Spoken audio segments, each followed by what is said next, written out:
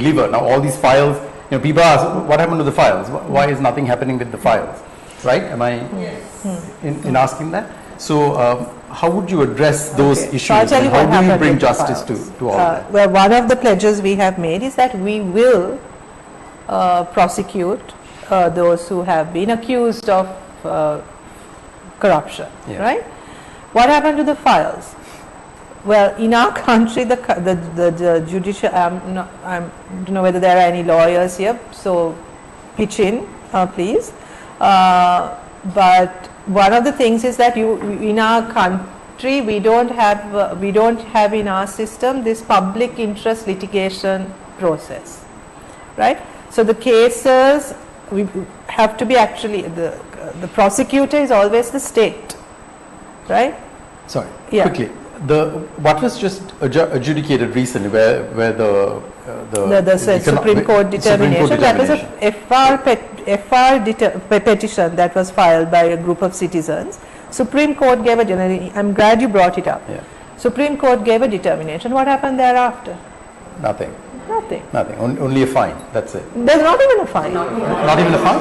Unless they had to pay costs or something. No. The cost to the petitioner, some piddly amount, right? I mean, that's some piddly amount that was paid. That was a legal cost. More than that in their purse. I mean, that's probably just like pocket change, right? So nothing happened, because who has to then act on that determination? The government. Right, so if the government, not today actually, why I got late was also because today was the vote on the presidential office expenses. This includes pensions and other sort of the privileges that are given to past presidents, right? So our contention was that here this includes presidents who've been named as responsible for the economic crisis. So why is the taxpayer continuing to pay their pensions, maintain them in fancy houses down Bauda Lokamavata, guard them, pay their bills and do all of these things? So we wanted a vote on it. To say at least that part of it has to be done away with. Obviously, we lost, right? But I mean, it was the principle of the thing, right?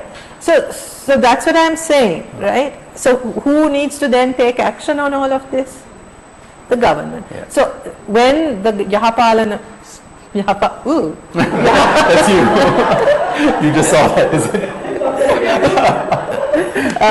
The Yahapalana government was in power, they've had this FCID, the Financial Crimes Investigation. All of these files were handed over to them, or the files that were there up to that point, right? You know what happened to those? Nothing. And the subsequent government, after the government change, set up a commission, and then in the commission, Anura Kumara Disanayaka plus Vasanta Samaya, all those people who handed over the files was accused of political vendetta, and there was that whole sort of commission that came up, and then subsequently all the cases were buried. Right?